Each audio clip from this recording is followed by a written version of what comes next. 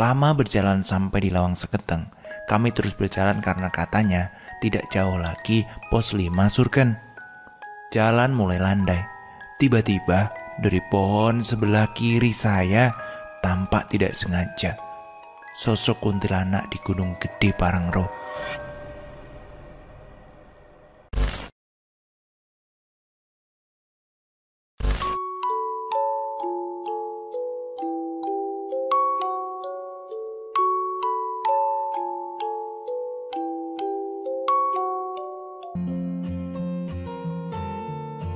Assalamualaikum warahmatullahi wabarakatuh.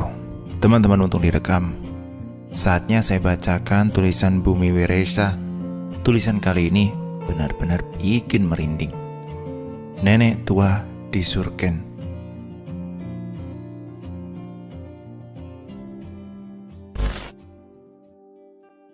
Assalamualaikum.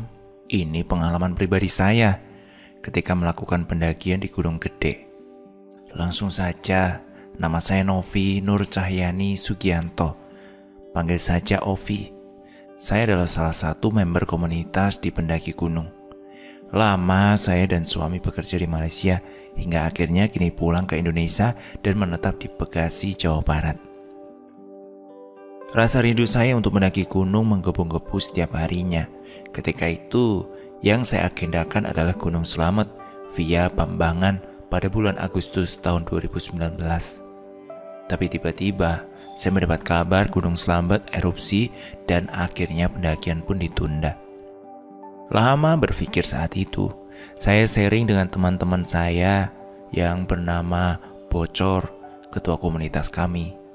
Saya minta rekomendasi dia kira-kira gunung mana yang bisa saya daki dengan teman saya yang masih pemula, dan dia merekomendasikan Gunung Gede saat itu.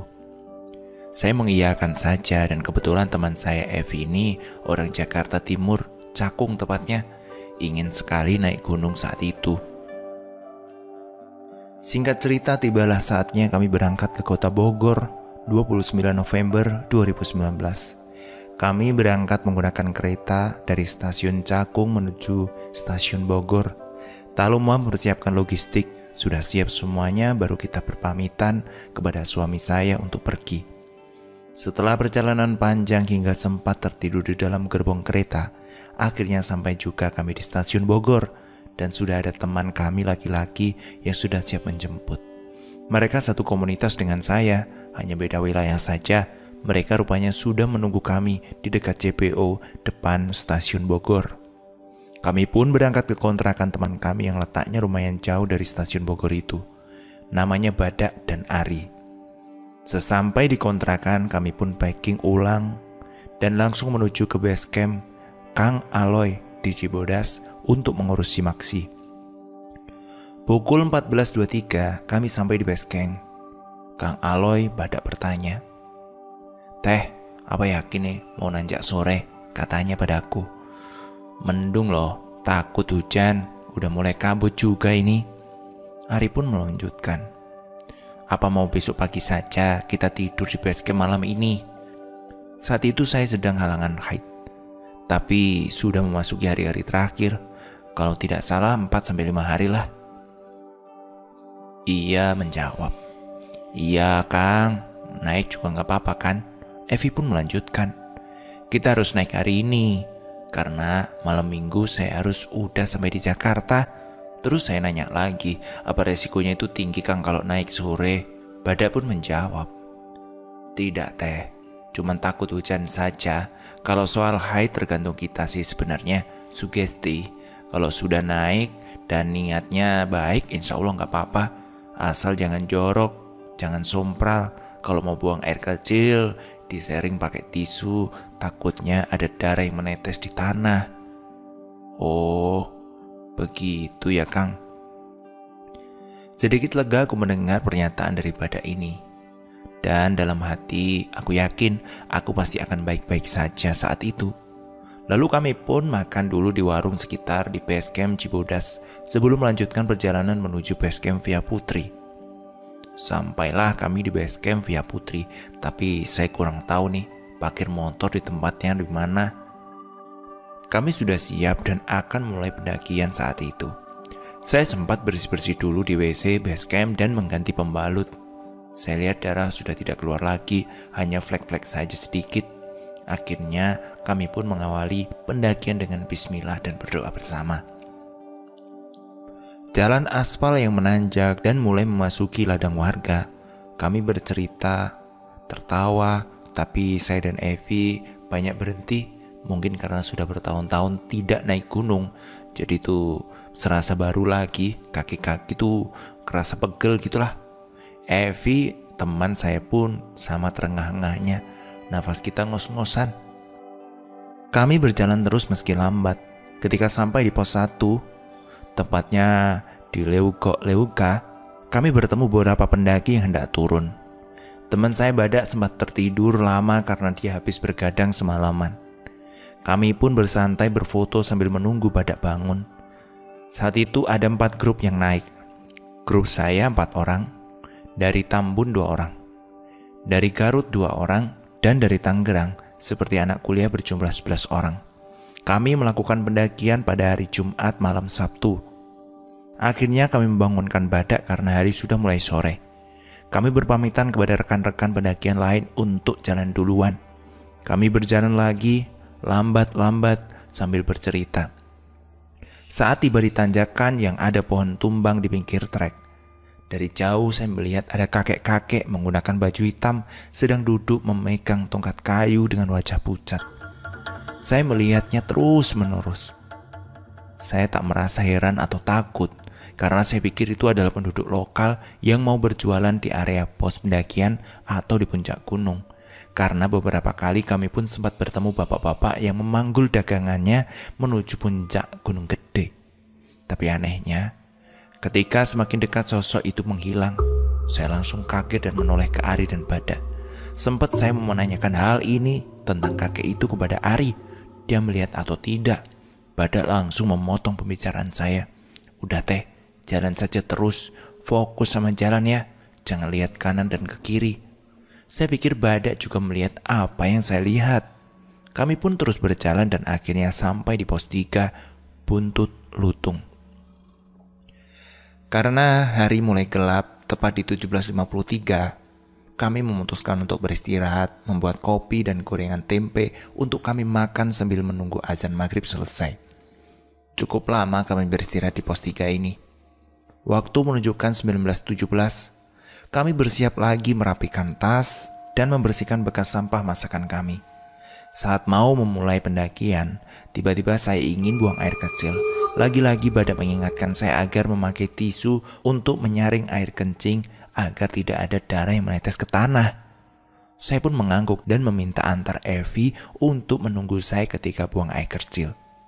Disinilah mulai keanehan terjadi. Saat itu Evi meminta dulu dan saya yang menunggu. Setelah itu baru saya yang buang air kecil.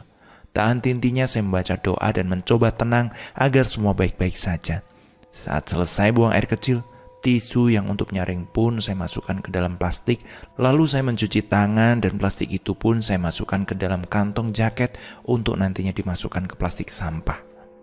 Saya lihat darah sudah tidak ada lagi, hanya bekas flek saja.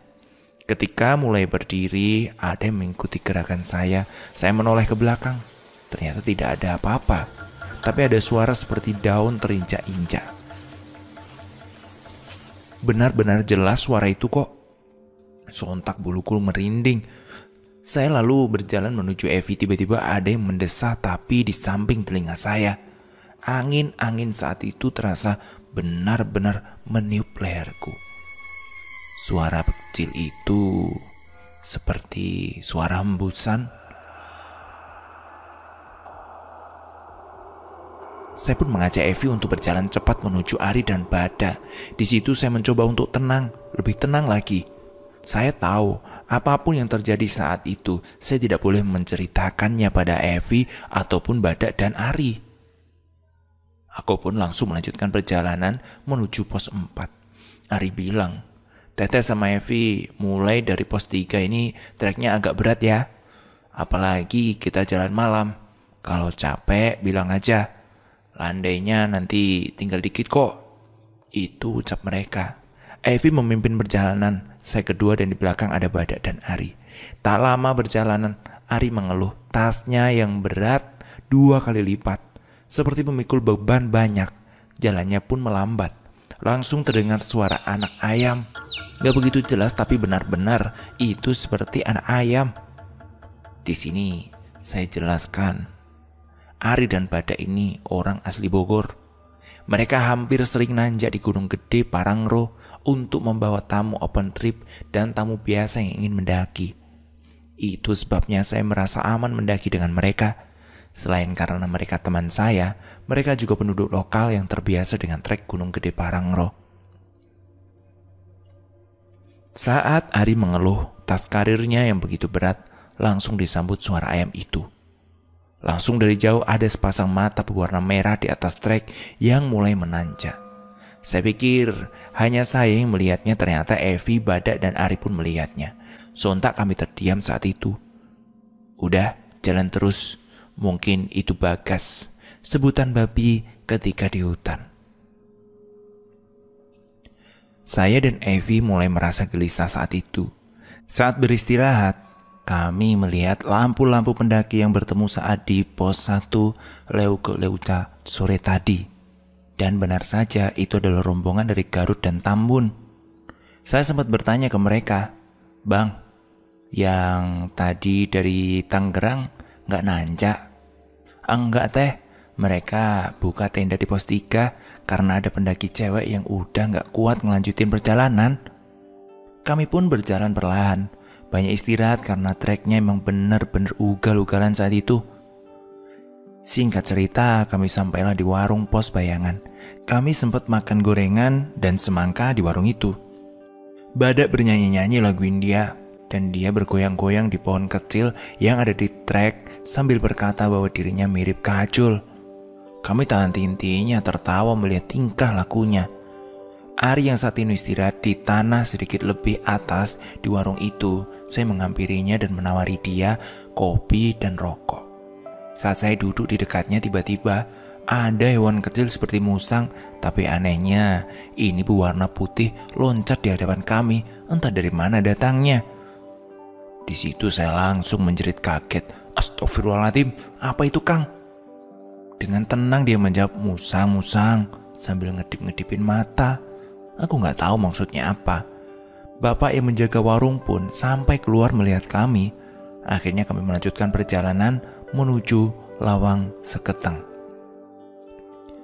Lagi dan lagi, aku dan Evi banyak berhenti padahal jalan baru beberapa langkah.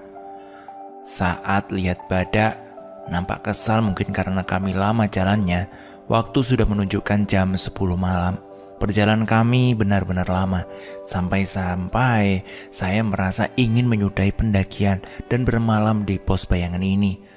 Tapi Ari dan Badak mengingatkan, saya di sini akan lebih bahaya dibandingkan Surgan, apalagi dekat dengan Lawang Seketeng. Tidak ada mata air dan juga pos bayangan. Saat kami terus berjalan, tiba-tiba ada suara gamelan pelan sekali. Tapi suaranya seperti tidak jauh di belakang kami. Ari dan Badak begitu menjaga saya saat mendengar suara itu. Mereka langsung bilang, "Jalan terus pokoknya, fokus ya, semua harus fokus." Itu terus diingatkan kepada kami.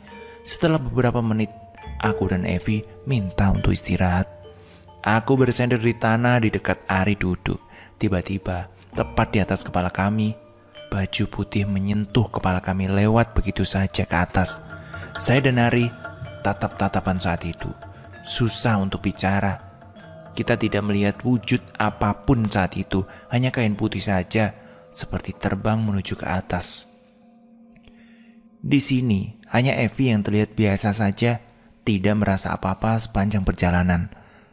Ari langsung menyuruh saya bangun dan melanjutkan perjalanan karena menurutnya sudah tidak aman lagi di situ. Saat berjalan, senter kepala milik Badak dan Ari mati karena habis baterai.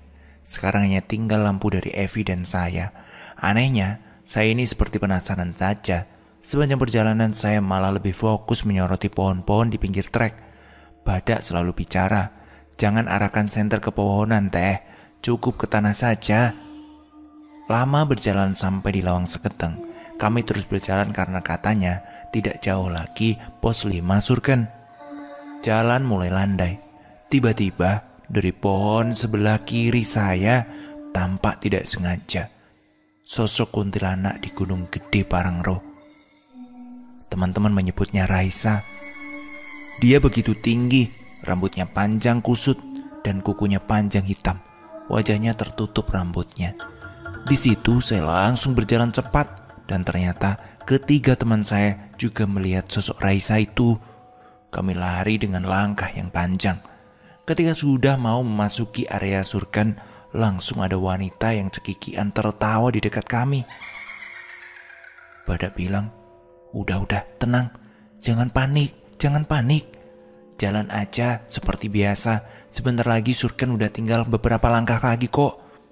Kami pun terus berjalan sambil merinding bukan main. Ketemu rombongan yang dari Tambun dan Garut. Mereka begitu cepat menyusul kami.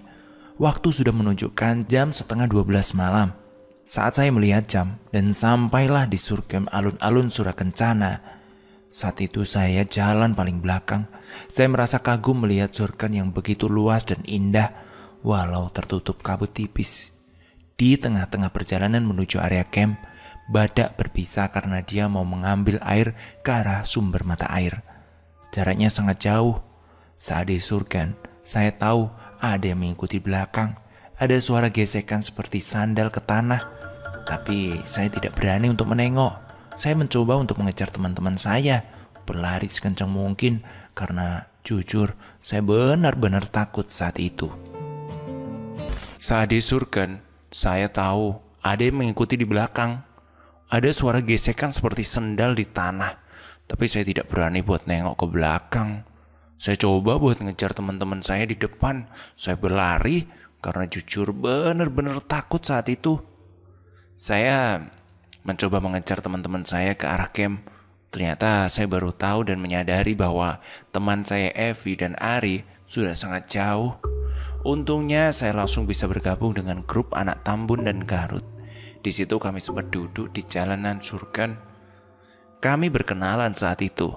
Ada namanya Noval dan Tito, berasal dari Tambun karena sempat ngobrol tentang di mana mau mendirikan camp. Dan Noval bilang dia membawa tenda single layer tanpa plywood. Yang dari Garut namanya Dila dan pacarnya. Saya tidak sempat bertanya nama pacarnya siapa saat itu. Kami melanjutkan perjalanan lagi menuju camp yang ditargetkan Badak di area bawah pohon. Kami berjalan cukup jauh saat itu. Ketika perjalanan, saya sempat bertanya pada Noval, pendaki dari Tambun itu. "Kang, apa tadi di dekat pos 5 mendengar suara gamelan begitu?" Noval pun menjawab, "Enggak loh teh, emang kenapa?" "Tapi saya mendengar seperti ada suara riuh rame-rame gitulah, seperti sedang ada orang hajatan." Benar-benar saya mendengar suara musik-musik, tapi kurang jelas sih musik itu apa. Saat terjadi itu, posisi kami di trek dan tidak ada tenda pendaki di area trek saat itu. Jadi tidak mungkin suara itu dari pendaki lain. Akhirnya, sampailah kita di arah camp. Saat sampai, Gondrong dan Evi sudah bersiap membongkar tas dan memasang tenda lagi. Tak lama Badak pun datang membawa air 1 dirigen. Saat sampai area camp kurang lebih jam 12:15. Waktu itu total perjalanan dari base camp sampai surcamp memang terakhir 10 jam jarak yang kami tempuh. Setelah siap, kami mengganti baju dan merapikan tenda di dalam. Kita masak. Memang saat itu kondisi kita sudah lapar banget. Setelah jalan menegangkan, tentu gara-gara diikuti oleh kuntilanak itu. Menu kami saat itu cumi asin ditumis cabai hijau. Memang benar-benar nikmat sekali. Selesai makan, Ari dan Badak membuat kopi dan mereka menyuruh kami secepatnya untuk istirahat. Lagi-lagi sangat menyebalkan. Saya dan Evi pengen buang air kecil. Ari dan Badak tidak menganjurkan ke area pepohonan saat itu. Vi, kalau pipis di pinggir tenda aja teh, ya. Asal jangan terlalu deket, takut kena tenda. ujar Badak saat itu. Aku pun dan Evi akhirnya buang air kecil di dekat tenda sambil menengok-nengok takut ada pendaki lain yang lewat atau melihatku. Tak lupa saya menyaringnya dengan tisu. Akhirnya saya dan Evi tidur. Saat itu badan Evi menggigil hebat. Dia merasa dingin sekali. Saya takut dia hipotermia. Tapi dia bilang, enggak kok, ini cuma dingin biasa. Mungkin karena baru pertama kali naik gunung. Katanya begitu kepada kami. Akhirnya Evi pun tertidur. Saya sempat main HP sebentar, berharap ada sinyal agar bisa memberi kabar ke suami. Tapi ternyata gak ada sinyal sama sekali. Saat tertidur ada perempuan yang datang di tenda kami meminta air. Dan aku pun terbangun saat itu dan memberikannya. Aku pun langsung menutup tenda saat itu dan mencoba tidur lagi. Tiba-tiba banyak suara kaki seperti memutari tenda kami. Saya dan Evi pun langsung terbangun. Kami dekat-dekatan dan langsung berpelukan, seperti bayangan tangan di luar tenda kami. Evi langsung menutup sleeping bag saat itu. Kami ketakutan. Mengingat saya memang sedang lagi haid, saya takut ada darah yang menetes ke tanah. Saya menangis pelan-pelan, merasa takut dan merasa terteror saat itu. Anehnya, rasa penasaran dalam pikiranku terus muncul. Padahal jelas-jelas saat itu saya berada di posisi takut. Saat tangan-tangan itu seperti mencakar-cakar tenda kami, saya malah membuka tenda dan saya langsung kaget bukan main. Mulut saya tidak bisa bicara untuk meminta tolong apalagi. Badak dan Ari sepertinya sudah tertidur pulas. Tapi dari arah sebelah kanan, bekas saya dan Evi kencing, ada nenek-nenek tua berambut putih menggunakan baju zaman dahulu berwarna pink tua dan kain sarung batik jalan ke arah tenda saya. Saya langsung cepat-cepat menutup tenda dan masuk ke dalam sleeping bag. Pas saya mencoba untuk tidur karena rasa takut saya tahu ada sesuatu di samping saya merayap di kaki dan bergerak-gerak. Ingin rasanya membangunkan Badak, Evi dan Ari, tapi saya kasihan mereka sepertinya sedang kelelahan. Saat itu saya terus membaca sholawat Nabi terus menerus. Tiba-tiba saya tertidur begitu saja. Malam itu pun berlalu. Aku dan Evi terbangun. Waktu menunjukkan jam 7:30 pagi karena banyak yang teriak-teriak jualan nasi uduk saat itu. Kami langsung masak untuk makan dan keperluan naik ke puncak Gunung Gede. Kami siap-siap merapikan tenda dan melipat sleeping bag. Ari dan Badak tidak ikut ke puncak saat itu. Mereka menunggu di tenda saja. Jam 9:15 kami bersiap. Kami berfoto-foto di alun-alun Surya Kencana. Lanjut kami berjalan lagi ke arah trek menuju puncak. Aku dan Evi begitu bahagia meski malam begitu banyak hal yang aneh terjadi meneror kami. Kita berjalan akhirnya berfoto dan selalu sibuk mencari sinyal. Beberapa kali kami bertemu dengan pendaki hendak turun ataupun naik. Saat itu kami saling bertegur sapa. Singkat cerita, sampailah kami di puncak Gunung Gede. Aku dan Evi langsung membeli air aqua saat itu yang kecil harganya 10.000 dan kita jajan semangka juga di sana. Kami pun bertemu lagi di puncak dengan pendaki dari Tambun dan Garut. Kami berfoto bersama dan akhirnya setelah puas di atas, aku dan Evi memutuskan untuk turun lagi ke Surya Kencana. Kami di puncak tak lama, hanya sekitar 30 menit saja. Pas baru beberapa langkah turun, sinyal pun muncul. Aku langsung menelpon suamiku memberi kabar padanya bahwa aku baik-baik saja. Aku juga mengatakan bahwa ini udah mau arah turun agar dia tidak khawatir. Di perjalanan menuju turun, kami hanya beberapa kali bertemu pendaki. Tapi anehnya, saya beberapa kali melihat ada tenda dan pendaki dari jauh. Tapi ketika sudah dekat dengan trek yang aku lihat tadi, tenda dan pendaki itu hilang gak ada. Saya mempercepat jalan. Saya dan Evi takut karena hari mulai mendung. Beberapa kali saya melihat kelebatan-kelebatan hitam di antara rimbunnya pohon cantigi. Saat tiba di camp, kami langsung bersiap untuk pulang. Saat membereskan tenda, Badak dan Ari bercerita. Semalam Saya dan Evi tidur sesudah makan. Badak dan Ari ngopi di depan tenda. Mereka langsung masuk dan tidur karena melihat dari jauh ada nenek-nenek jalan menuju ke arah tenda saya dan Evi.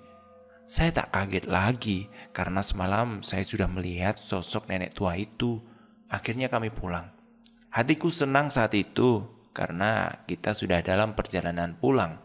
Waktu menunjukkan jam 11:30. Kami berpamitan pada teman-teman yang tendanya tidak jauh lagi dari kami. Baru kami berjalan tak lama, hampir setengah surgam, tiba-tiba mendung datang. Kabut sangat tebal. Kami berlari terus menuju area pepohonan. Kami pun menggunakan jas hujan. Badai hujan pun terjadi diiringi kabut tipis. Kami terus berjalan hingga akhirnya sampai di pos Lawang Seketeng. Kami ikut berteduh di warung. Saat sempat jatuh beberapa kali di trek saat itu karena licin, mata saya pun sempat terkena cipratan tanah. Benar-benar perih sekali. Hari semakin sore. Hujan belum berhenti. Tapi mulai agak kecil sih hujannya, gerimis. Aku dan Evi, Badak dan juga Eri melanjutkan perjalanan. Kami berjalan terus tanpa sadar kami terpecah dari dua kelompok. Aku dan Evi, Badak dan Ari. Aku tahu Badak dan Eri menyusuri trek lama. Mereka seperti memperhatikan kami dari jauh. Trek lama itu posisinya pinggir-pinggiran trek yang lalui pendaki pada umumnya. Berjarak sekitar 2 meter tapi masih terlihat. Kami terus berjalan dan lagi-lagi, tepat di posisi yang saat Ari merasa tas karirnya berat. Lokasinya sebenarnya sudah dekat di pos 3. Aku dan Evi terpisah. Evi di depan, aku di belakang. Tiba-tiba kabut hitam seperti menggulung tubuhku, menutupi pandanganku. Saat itu aku hanya diam. Aku ingat, bila ada kabut jangan sesekali mencoba untuk melangkah berjalan. Dari belakang aku merasakan ada yang memegang kuat pinggangku. Seperti tangan yang benar-benar besar, badanku gemetar. Dingin mulai menusuk-nusuk kaki dan jantungku. Aku takut aku akan hipotermia karena aku hanya berdiri di guyur hujan. Tak lama ada suara tawa kecil. Aku benar-benar pasrah saat itu. Tiba-tiba dari belakang Evi datang dengan keadaan yang sangat capek karena kakinya sakit. Saya benar-benar kaget karena sebelum kabut tadi jelas-jelas kok saya melihat Evi sudah berjalan duluan. Saya berpikir terus-menerus bahwa Evi beneran apa bukan nih yang di belakang. Kabut pun mulai menipis. Evi mengajak untuk melanjutkan perjalanan. Saya mempersilahkan Evi untuk jalan duluan. Tak lama kemudian, ada 2 orang pendaki laki-laki hendak turun. Mereka seperti masih anak sekolah. Kami pun minta untuk bareng. Tapi anehnya, mereka berjalan terus tidak menghiraukan kami. Lalu, saya berteriak memanggil nama Badak dan Ari, dan mereka menyaut. Ternyata, mereka sudah dari lama menunggu kami di bawah. Akhirnya kami mempercepat jalan kami menuju Ari dan Badak yang sudah menunggu di bawah. Kami terus berjalan menuju pos 3. Di perjalanan kami bertemu beberapa kelompok pendaki yang membuka tenda dadakan. Saya lihat ada seorang gadis sedang dipeluk bersama-sama oleh teman-temannya. Mungkin gadis tersebut mengalami gejala hipotermia. Dan akhirnya sampailah kami di pos 3. Kami sempat istirahat sebentar, hanya sekedar duduk-duduk saja, lalu kami melanjutkan perjalanan kami. Dari pos 3 ke pos 1 semuanya normal-normal saja, tidak ada gangguan atau teror. Kami sempat minum kopi di warung yang ada di pos 1. Belum beberapa lama badanku menggigil hebat, benar-benar sampai susah bernafas. Jantung rasanya seperti ditusuk-tusuk sakitnya. Aku tahu ini pasti karena aku diam saja duduk dalam posisi yang masih hujan.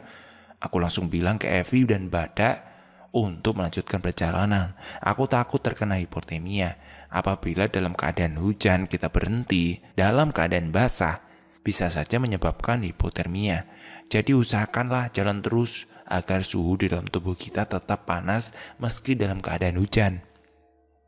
Kami pun meneruskan perjalanan. Kami menuju base camp, terus berjalan, dan sampailah kami di pos bayangan yang sudah dekat dengan ladang warga. Di sini Badak dan Ari pergi untuk jalan duluan. Saya dan Evi istirahat dulu duduk di dekat pos bayangan. Di situ juga ada beberapa pendaki yang hendak naik. Setelah selesai istirahat, kami berjalan lagi. Di ladang kami bertemu dengan ibu-ibu yang baru pulang dari ladangnya. "Di kebun, Bu." "Ya Allah, manika ruatannya nanjak turun," candaku kepada ibu-ibu itu. Lalu si ibu itu menjawab, "Nyak Neng, datos biasa, badai turunan ayo, abi badai naik." Saya menjawab, "Badai turun, Bu." Terus kami sempat bercakap-cakap dengan si ibu itu dengan menggunakan bahasa Sunda kami. Ibu itu pun jalan duluan. Dari belakang ada suara yang memanggil, "Baik, balik." Begitu benar-benar saya dengar. Saya menengok ke arah tanjakan yang belakang. Saya melihat ada nenek-nenek tua yang saya lihat di surkem tadi malam. Wajahnya sangat pucat. Dia melambaikan tangannya. Saya sudah tidak mau menghiraukan itu semua lagi. Saya tetap jalan secepat mungkin agar bisa cepat di pos perhutani. Tibalah saatnya saya sampai di pos perhutani. Kami beristirahat, kami menaruh sampah yang dikumpulkan di situ dan yang akan diolah kembali oleh warga. Kami melanjutkan perjalanan menuju parkir. Setelah sampai, kami langsung bersih-bersih badan. Saya mandi, mengganti baju, sampai saya lihat alhamdulillah sudah tidak mens lagi. Kami pun pulang. Dan sialnya, ban motor badak kempes. Kami menunggu badak menambal ban dulu. Saya gelisah karena sudah jam 19. Saya takut tidak terkejar kereta terakhir menuju Bekasi. Di perjalanan, lagi-lagi ban motor badak bocor dan akhirnya untuk mempersingkat waktu, saya menyuruh keling mengganti ban baru saja. Di perjalanan saya sempat seperti orang linglung. Di motor saya begitu ngantuk berat. Anehnya, jalannya yang saya lewati dengan badak padahal jalannya benar-benar ramai. Itu jalan raya besar. Saya lihat berubah menjadi hutan dan banyak tanah longsor. Sontak saya teriak ketakutan. Beberapa kali badak hampir menabrak mobil maupun motor yang ada di jalan. Dan badak seperti kesal kepada saya karena saya seperti berhalusinasi tinggi. Saya merasa kalau saya masih berada di tengah hutan. Badak meminta saya untuk pindah ke motor Ari dan Evi berpindah ke motor badak. Dan alhamdulillah kami bisa mengejar kereta terakhir menuju Bekasi dan semua baik-baik saja.